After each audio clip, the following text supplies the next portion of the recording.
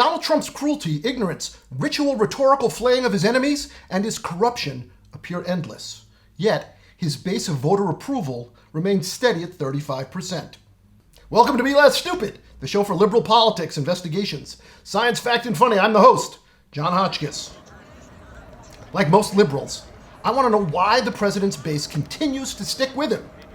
So I spent a year reading, studying, and talking to Trump voters at rallies and other events across the U.S. I've compiled 17 reasons based on science, psychology, and human behavior that help explain why Trump voters stick with the president. This is part 2 of a 2-part series. You can find a link to part 1 down in the description. All right, let's get right to it. Here we go. There are some Trump voters who have an overinflated sense of entitlement. They believe that there's a line for government services, and that they are on that line, and that they are waiting for their services.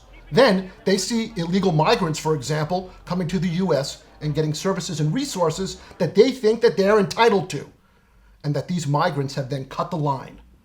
And this makes them furious. Another aspect is that there are people who feel superior to one group or another, like women or people of color, or orphan kids from Honduras, and that these people cannot tolerate that there are people who they perceive to be inferior to them who are getting things that should have been earmarked for them. This guy is from heaven. This guy is God's gift to earth. It's a simple way of putting it. You'll never find another Donald J. Trump in this lifetime.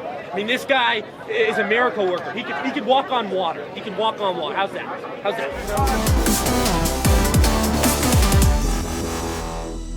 Because so much of Trump's base is so similar, rural, Christian, middle-class whites who live in parts of the country that have traditionally relied on manufacturing that is now in decline and have not yet made the leap into a more technologically advanced arena, many of them are not regularly exposed to people and ideas dissimilar to their own. The truth is, many of Trump's rural voters do not regularly come into contact with Jews, blacks, Mexicans, gays, or books, unless they're burning them. So, the ideas and expectations that they carry about people are not regularly challenged. So instead of being fluid, their ideas cement. You have a message for them? Yeah, turn around and go back. Build the wall. But fund it now. Democrats need to, that's what the Democrats need to do. They need to fund that wall. We can't live that way. Not with all those people there.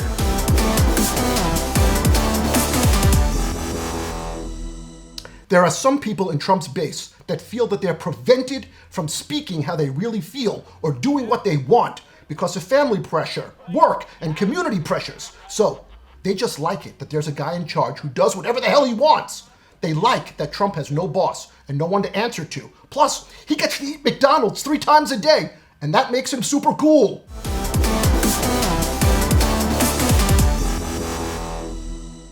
Trump tries to pretend that he's like his voters in other ways, or so he projects. He wears a tie, but it's ill-fitting. Trump is overweight. He eats Kentucky Fried Chicken. He may have gone to a fancy college, but he still makes tons of spelling mistakes. He may be married, but he still grabs other women by the pussy.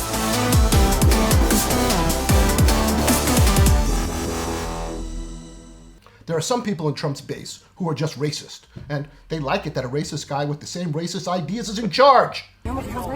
Orange man bad! Orange man bad. In scientific terms, these racists are known as, quote, Trump's base. Bad boys are here, ladies and gentlemen! There are some people in Trump's base who have traditional Republican values, like smaller government, the Second Amendment, overturning Roe versus Wade, and getting drunk on a Friday night and beating up fags. And these people are willing to overlook everything else that Trump does, as long as they have someone willing to fight for their right to own a gun, outlaw abortion, and beat up fags. I mean, this is a revolution and a movement like never seen before. This is, I mean, we are living in, like, everybody should get on their knees and praise, bow to their sensei, bow to Trump. This guy not only saved our country, saved the entire world.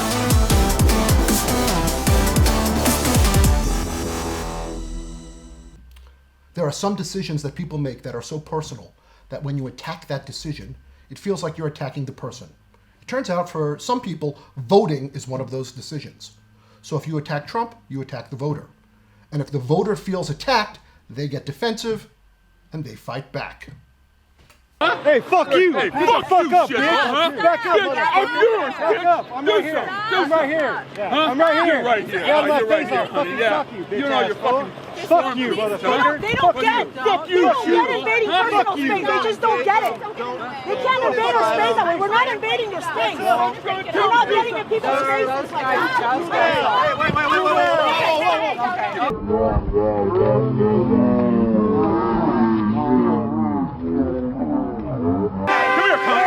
Calm down. Come here.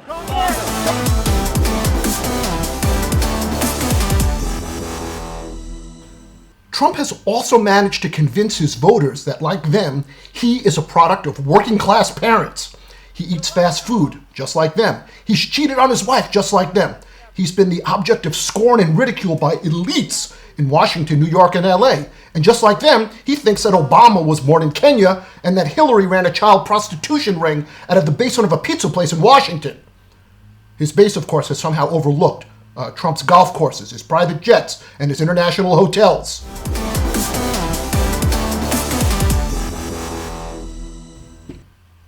Then there are Trump's rallies. They are the living embodiment of how the U.S. would look if Trump's base were in charge. Authoritarian leader, homogeneous community, but more genius than homo, because they're against homo. Trump! And here's the other thing. The rally starts long before Trump arrives. People get online early in the morning and they wait all day. They tell themselves if they're prepared to wait 10 hours online for something, that thing must be important and worthy of defending. Right? It's like if a Jimmy Buffett concert broke out during a NASCAR race with free beer. There isn't a man, woman, or child alive who wouldn't wait in line for that. Am I right, people? Back me up, come on. And as everyone waits together in line, the crowd forms a shared sense of identity. They are people who are devoted to Donald Trump. The only other time they feel this sense of community is during an arraignment or an AA meeting. All right, I made it inside. During the rally, Trump fosters the crowd's animosity for the press by physically separating them from the rest of the crowd. The media is behind a barrier. They are the other. They're segregated and easy for Trump to point out and single out for scorn and derision. It's a thing he picked up from how Jews are treated.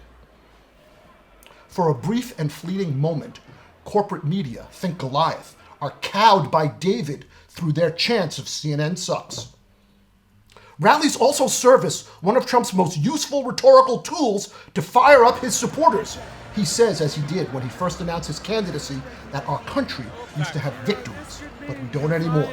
Then, after setting up the problem, he reveals to the crowd's delight that only he has the power to solve it.